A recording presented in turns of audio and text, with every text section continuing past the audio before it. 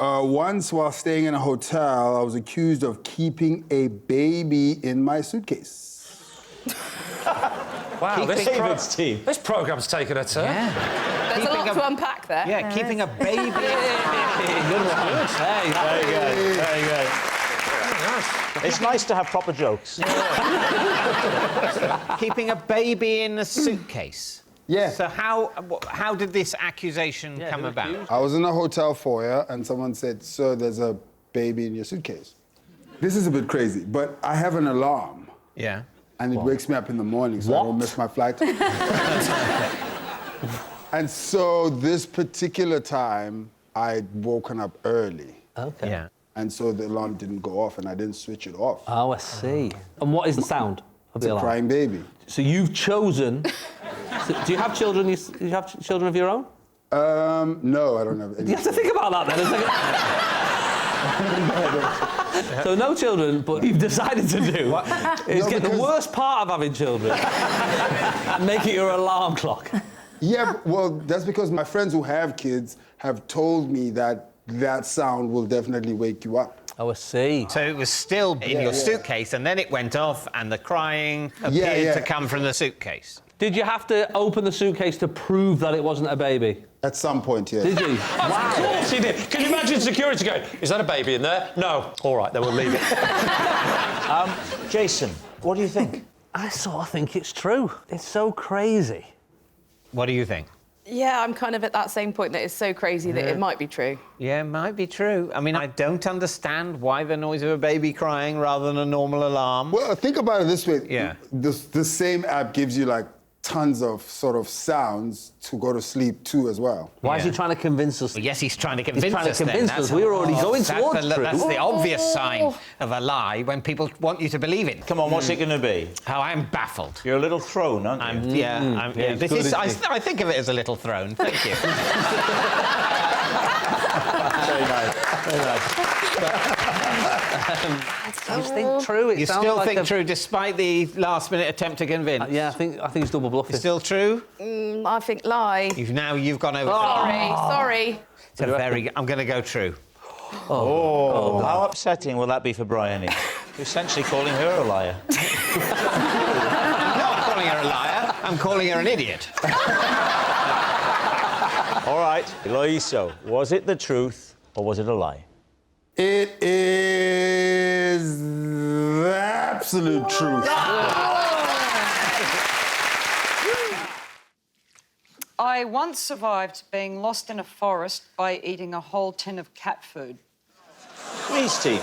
Wow. When was this? 1996. How did you open the tin of cat food?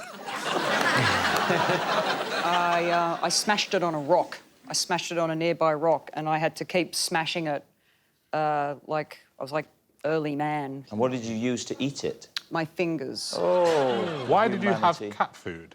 Well, she'd already eaten the cat. Let's wind back a bit. Are we in Australia?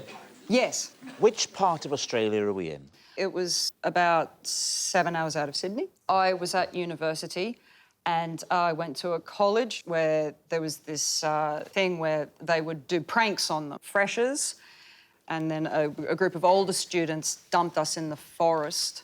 This is quite traumatic. It's like the Hunger Games, isn't it? But with cat food.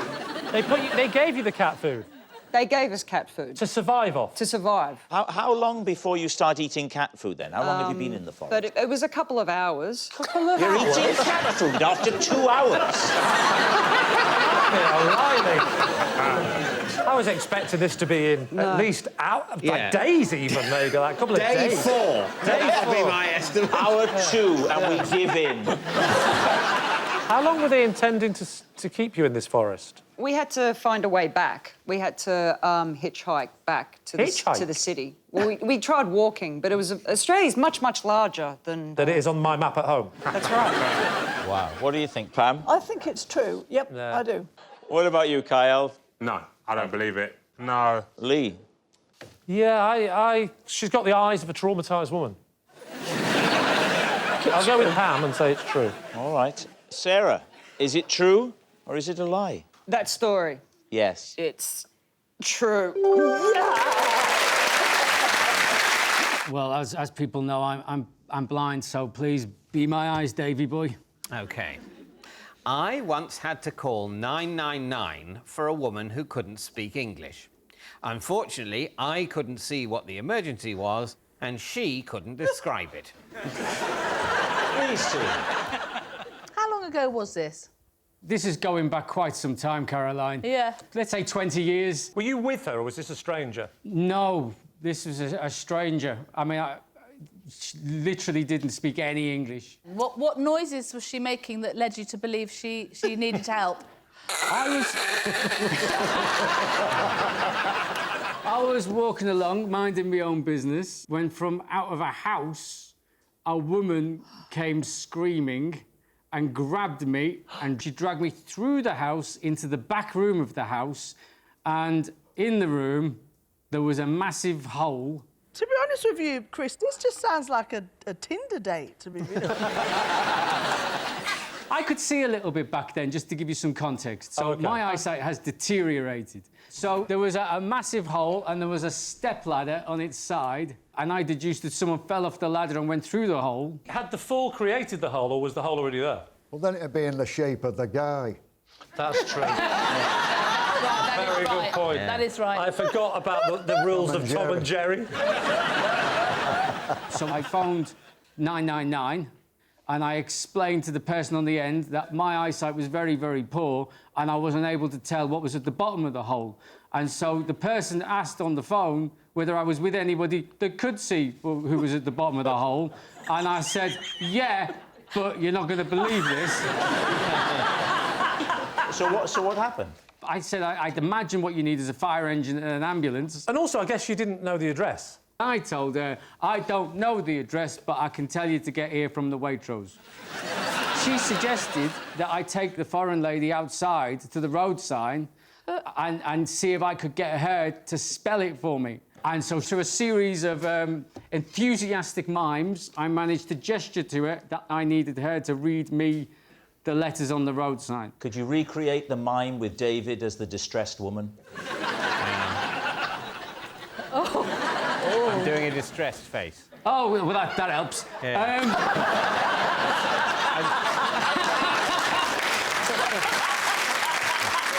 So I gestured down that I can't see the road sign.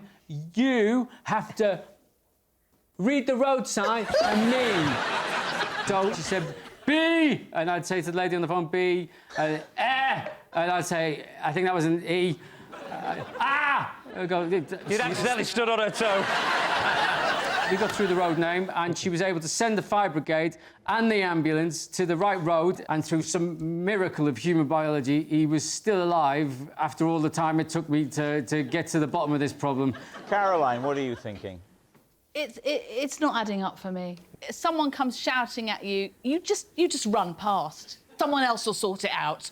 And how long have you been working with the Samaritans? I think it's a fake story, this.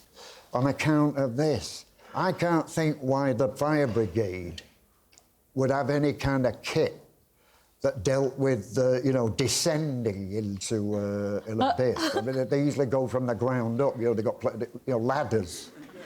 I do think, John, it's possible to take a ladder... and I don't know if you can get your head around this, but put it down... I can't see it. How would that... I can't see that. John, if you think that the fire brigade isn't equipped or indeed willing to deal with crises that happen below ground level, what emergency service is? Yeah. Is there a fourth one? Mountain rescue. Mountain rescue. Mountain rescue. Thank you. On the contrary, they're even more obsessed with upwardsness. No. With a mountain rescue, we never go down. No. There's no point going up there and going, we've saved you, but you can make your own way back down. So you're saying lie. Lie. They're both saying lie. I'll go with my teammates. You're going to go with the team. Yeah. They're saying it's a lie. Chris, truth or lie? I honestly had to get her to spell the road sign out to me, guys. True. On a dark winter's night, I once broke into the garden of the local witch's house and was shocked by what I found there. David, Steve. OK, at what point... There's a lot of questions, isn't there? At what point in your life did this happen? I'm going to guess somewhere between when I was 11 and 13. 12. I'm going to say 12. And you say the local witch's house. What do you mean by that? I mean, this is a very distant memory now. OK. It was the house not very far from me where all the kids said that the witch lived. And who did live there? I don't know their name. Right. I'll call them Mary Candles. It had hedges at the front, you know, it's like uncut hedges, a front gate covered with hedging, and it said on the front gate, it said simply the words, "No thanks." No, really? So that's quite creepy, isn't it? Can I ask a question? You started that with saying you were shocked by what you saw there. Yeah. Yes. Yes, shocked by what I found there. So what did you find there? I'm not comfortable with telling you that just yet. Sorry, I'm not. This is going so far, it's got to be a lie, isn't it? Let me just say, it does not have to be a lie. Whatever he says, however absurd, it could still be true. However plausible, it could still be a lie. It's just, essentially, what we are doing for this section is entirely futile. We will talk for a bit, then we will guess, then it will be over.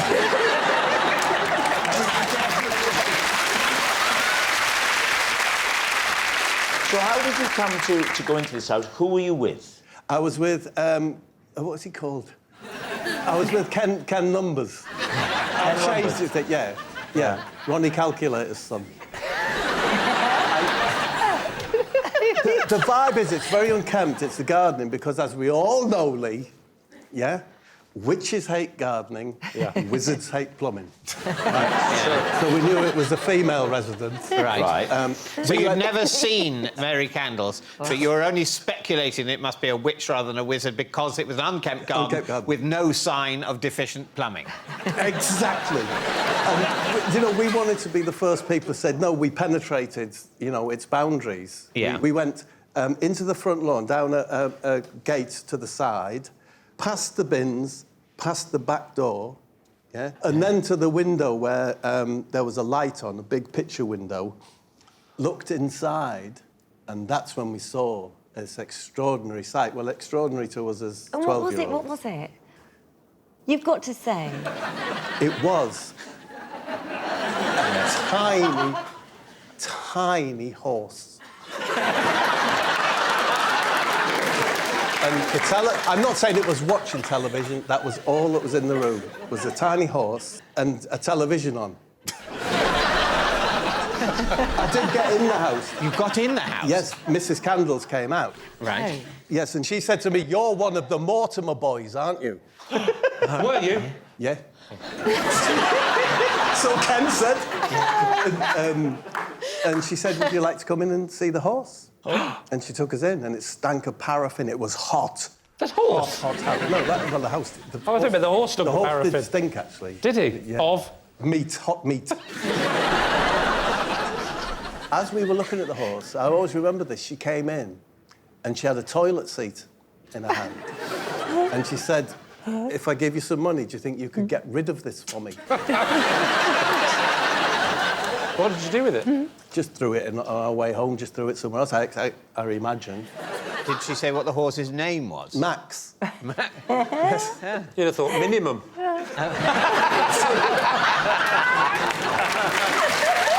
right, well, now, Suggs, what are you thinking about this? I mean, you know, it's so preposterous, but David's flung me by saying this is the way he carries on anyway. Oh, yeah. Yeah, same. I mean, but no, I'm saying lie, of course. You say it's a lie. It was when you said the horse smelt like hot meat. Well, do you remember the detail of the paraffin heaters? Yes. Oh, yes. We're talking 40, maybe 50 degrees there with those old...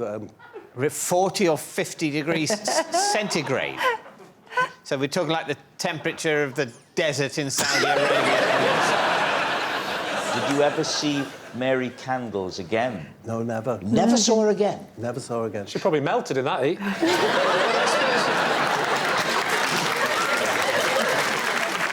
All right, what are you going to say then, David? Do we think lie? I think it's a lie. I think it's a lie. I think it is a lie. All right, they're saying it's a lie. Now, we should bear in mind that when it comes to Bob, David has a very poor track record. Let's see if he can be better tonight. Bob, truth or lie? I was telling the truth.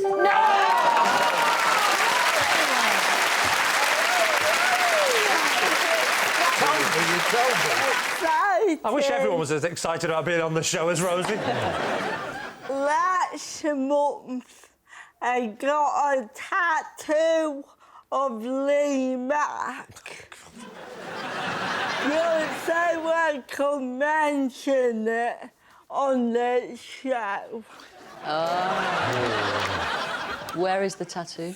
It's just my shoulder. Was it your first tattoo? No, it's my second. What's the first one? She's got Rob and David on each boot.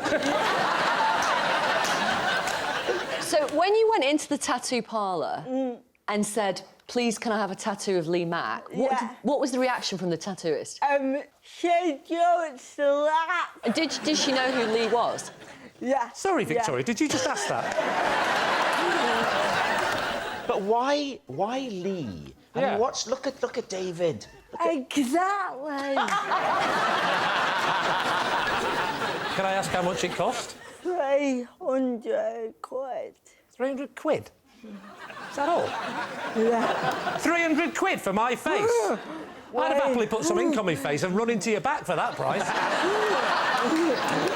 Are you going to turn it into something else? No, later? she's happy with Lee Mack, thank you very much. No. Oh, so you are keeping the Lee Mack tattoo? Yeah. You're not lasering it off? Lee, I really like you. Listen, it's very nice of you to say, but you did open up by saying I only did it because I had something to say on the show.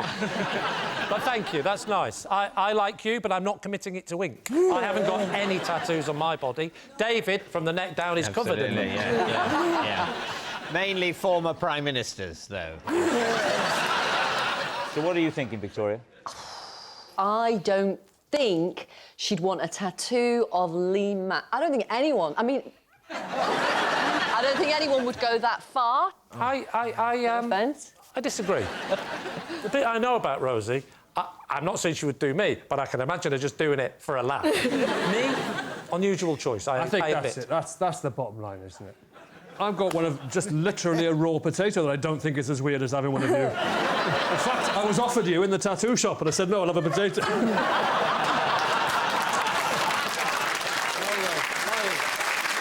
What do we think, truth or lie? Obviously, I want it to be true. Can't believe your ego is letting you even think about this for a second. You know, I'm a good-looking lad and... I don't know. Lee, it's not true, mate. I think it might be. OK, it's obviously a lie, but I wish it was true. But do you know what, Rosie? Thanks for even thinking of it. You're going to say it's a lie? Yeah. OK, Rosie, was it a lie or was it, in fact, true? Oh, my God. It is actually... It's going to be true. A lie. Yes. Thank goodness it's a lie. Rosie didn't get a tattoo of Lee Mack. It's not a bad idea, though. Oh, it's the worst idea in the world. Why would I do that? I am sat here. Well, do you know what, Rosie? Do you know what I do when I leave this studio?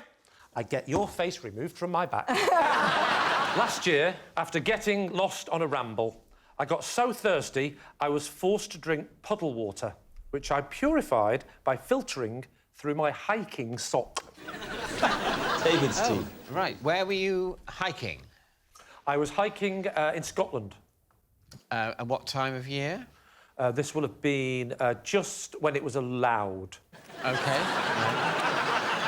Whereabouts in Scotland? It was in the Highlands. How long had you been walking? Since I was about 2. That day, on this particular recreational walk? Oh, I've been walking for about 2 hours. And were you on your own or was anyone with you? No, I was definitely on my own. You were walking on your own I know, in the I was there. Highlands of Scotland. I wasn't walking on my own when I started the walk. Oh, they'd given you the slip. Correct. No, we'd gone our separate ways. They had the water and I'd got lost. Who are they? They were my wife and another couple we were hiking with. Why would they leave you water-free? They didn't leave me. We did that thing many reasons. Because his wife spotted an opportunity that may never come her way again. And I admire her for seizing it. I needed the toilet, so I went off and I went round the corner and just lost my bearings. Describe the terrain. Yeah. Rain were like really heavy. Well, that's no reason to drink puddle water then. Exactly. Correct. No. The terrain was I would describe as rugged and arid. You want to go to the loo? I'm all right, thanks. You know, it's like you're walking. I'm a bit older than my wife. I'm tired. She's a little bit further ahead, talking to her friend's husband, actually. And anyway, it doesn't matter. I thought I'm a bit tired, and I said I'm just gonna one sec. And I sort of I was literally just stepped behind for a second. You stepped behind a tree and then became so disorientated. No. Okay, yeah. So I have a wee, right? Yeah. And then that's when I heard what I thought was a kookaburra. In Scotland? What? In Scotland. The emphasis on the word thought. Right. I thought I heard a kookaburra. So I walked just a few steps, not many. Picture the scene. I'm walking. I'm looking round like this. There's no bird. I turned back. Wait a minute. Which tree did I wee behind? Was it that one or was it that one? Well, it was easy to tell. It was that one. So I got a bit confused for a sec, and then I went, and then before you know it, game over. Completely I'm now lost. walking, and I'm panicking, and I should point out that I'm already very dehydrated. I wish I hadn't had that wee. It could have helped somehow. But I had it. I was now running on empty. And you want a drink? Yes. There's no drink to be had. There's nothing. And I learnt the #1 rule when I watched a film once, which is don't wait until you're thirsty. So what do? You find a puddle? I come across a puddle. But you don't tend to find puddles in but what I arid didn't setting. realise, I was back at the tree.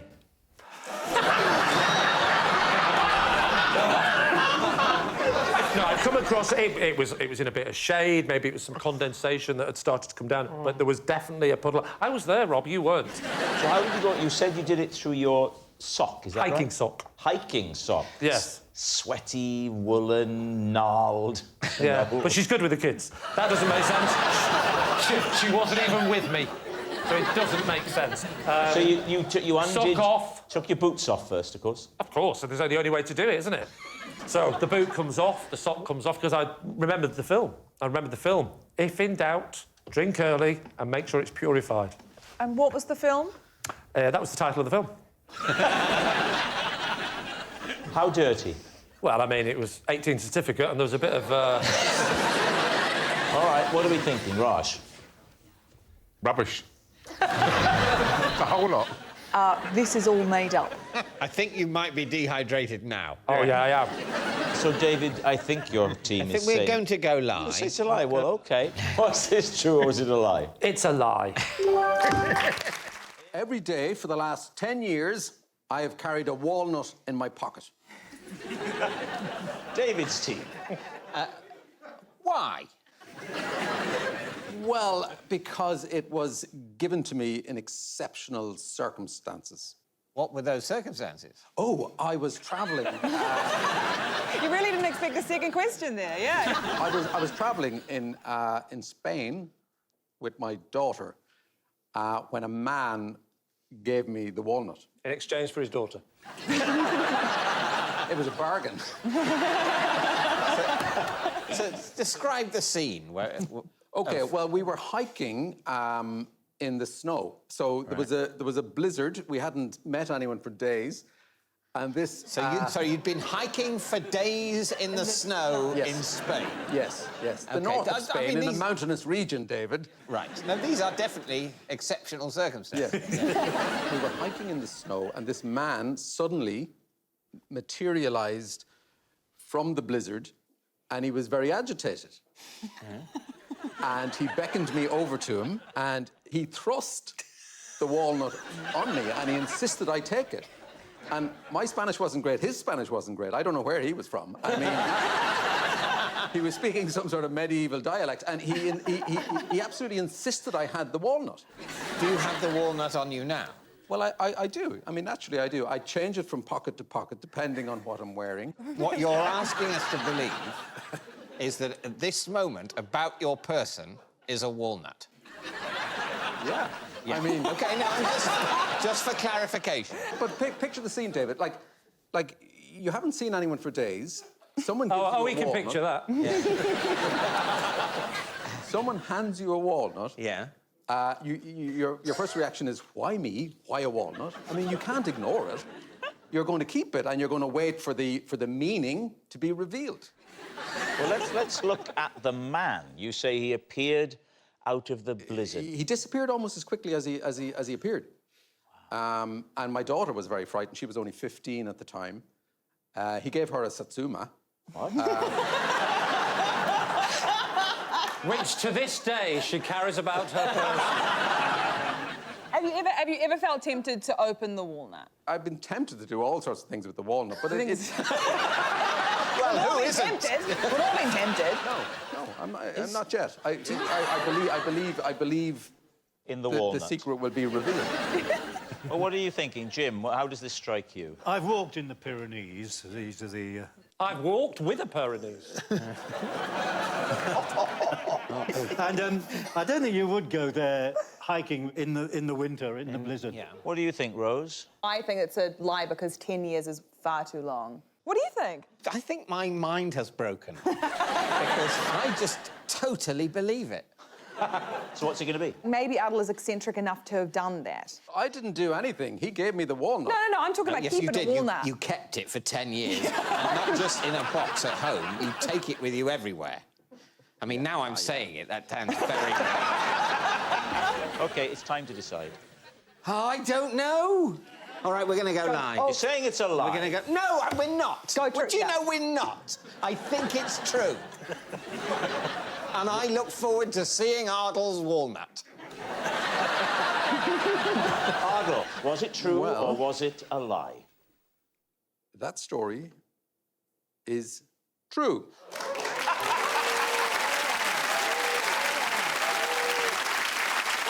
It's true.